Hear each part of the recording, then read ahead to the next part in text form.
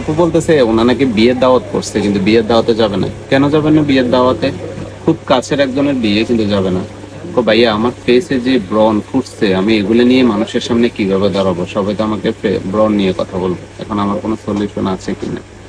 তো আমি বললাম যে অবশ্যই আপু সলিউশন আছে। আপনি অবশ্যই বিয়েতে যাবেন।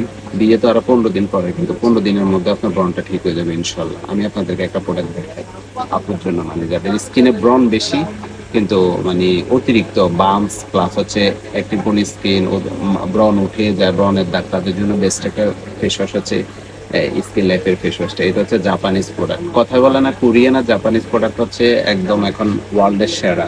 সবাই এখন মানে কোরিয়ান জাপানি প্রোডাক্টের মধ্যে ঝুঁকতেছে।